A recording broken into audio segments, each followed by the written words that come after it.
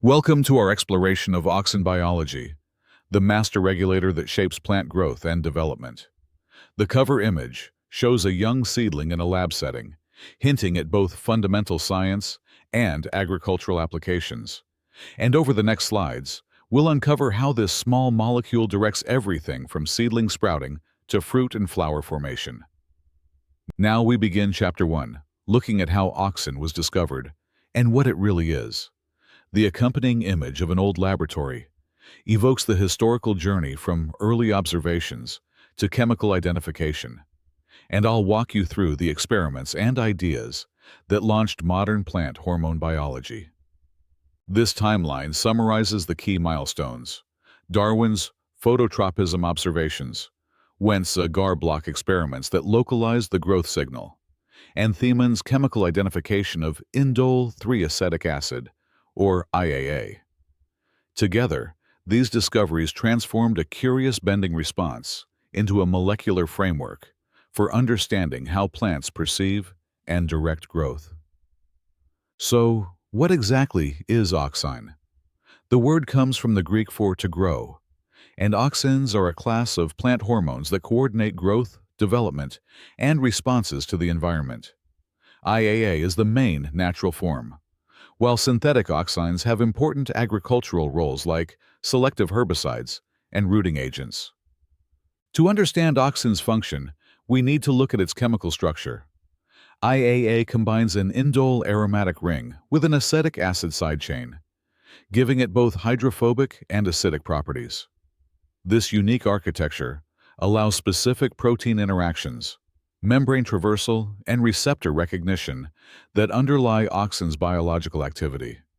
The molecular model shown highlights how IAA balances a hydrophobic indole core with a hydrophilic carboxyl group, allowing it to move between membranes and aqueous compartments. This duality helps explain why auxin can both travel through tissues and engage selective receptor systems to trigger downstream signals. Chapter 2 shifts focus to how plants make and distribute auxin, a dynamic process that determines where growth happens. The visual motif here suggests cellular and tissue-level complexity, and will explore the biosynthetic routes and the developmental sites that supply auxin where it's needed most.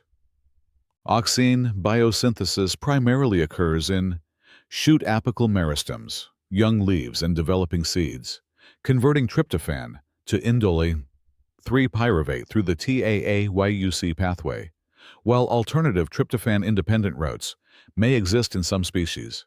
Understanding these pathways helps explain how plants regulate local auxin pools during growth and organ formation. Auxin production sites create high concentration zones at shoot apices, young leaves, root apices, and developing seeds. And the hormone's distribution is highly dynamic, redistributing during organogenesis and environmental responses. The illustration of a seedling and root emphasizes how spatial and temporal auxin patterns enable precise developmental control. Auxin transport occurs via polar, cell-to-cell movement and nonpolar diffusion, establishing directional flow from shoots toward roots. Carrier proteins like AUX, LAX, importers, and PIN effluxers determine route and directionality, and together, they build the concentration gradients that pattern tissues and set developmental axes. The chemiosmotic model explains directional auxin transport by combining chemical forms, pH-driven movement, and polarized transporter localization. IAA exists as protonated and anionic forms. pH differences across membranes bias its movement, and asymmetric PIN protein polarity channels auxin flow to create developmental gradients. The adjacent diagram illustrates how PIN proteins localize to specific cell faces to create vectorial auxin streams, and this visual helps us imagine auxin moving like a river through tissues, shaping where cells divide, expand, and differentiate as the plant builds its architecture. Chapter 3 opens our look at how auxin signals inside cells, moving beyond movement to the molecular machinery. The accompanying image hints at molecular networks and will unpack how receptor binding leads to repressor removal and activation of auxin-responsive genes. The core auxin signaling cascade begins when auxin binds the TIR1 AFB receptor complex, promoting ubiquitination and proteasomal degradation of AUXIAA repressor proteins, which frees ARF transcription factors to activate hundreds of auxin-responsive genes.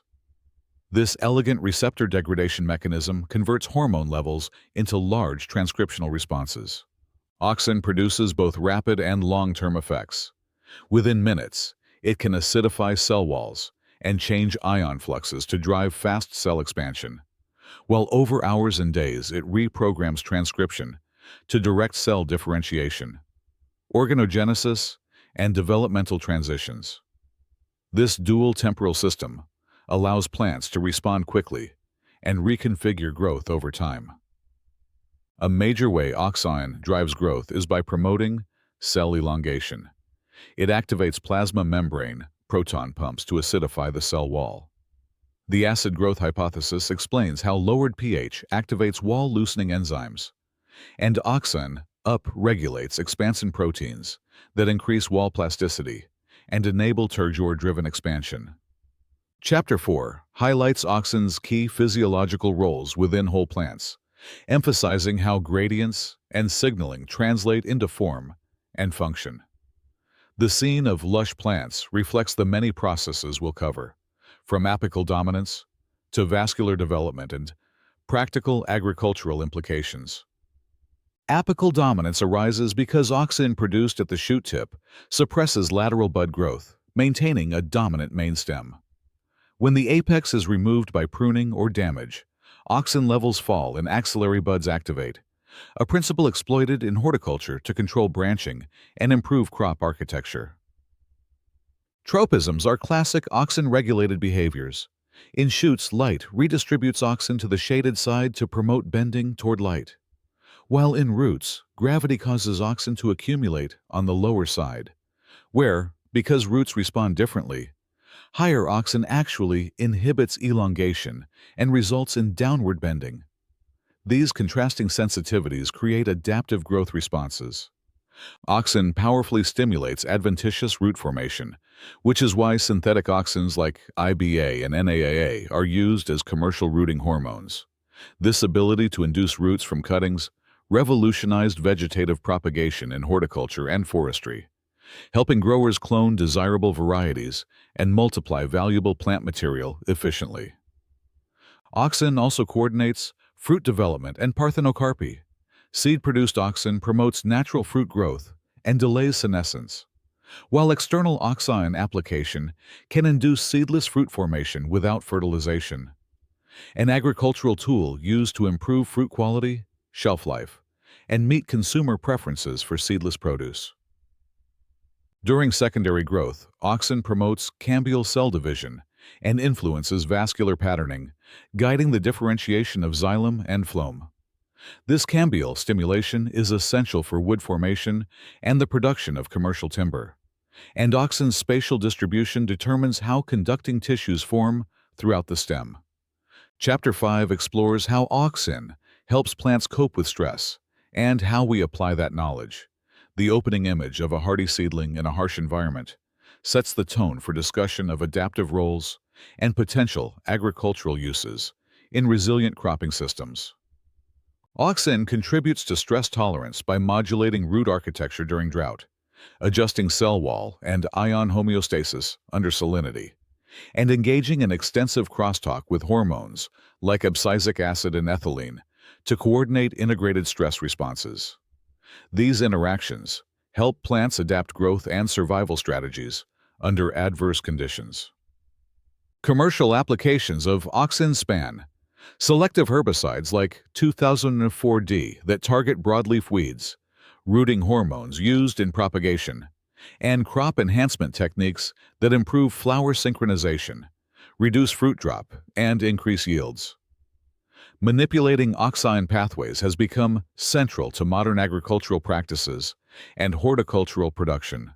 Recent research is accelerating toward practical breakthroughs. CRISPR gene editing enables precise modification of auxin biosynthesis genes. Advanced biosensors allow real-time visualization of auxin dynamics.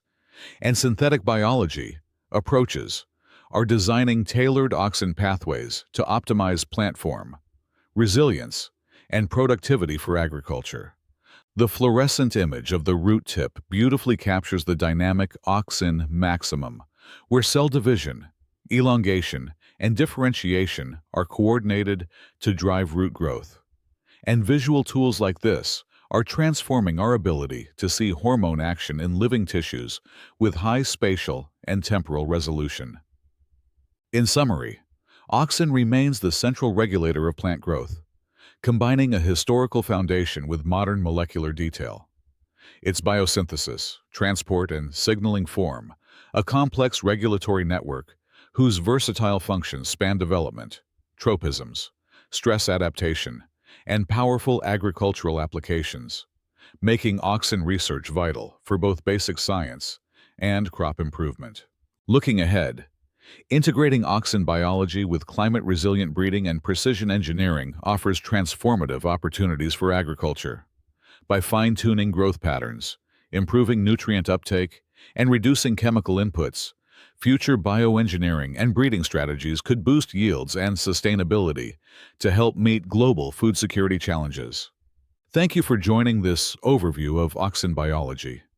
The final image of researchers in the lab reminds us that continued discovery, discussion, and collaboration will be key to translating auxin science into sustainable agricultural solutions.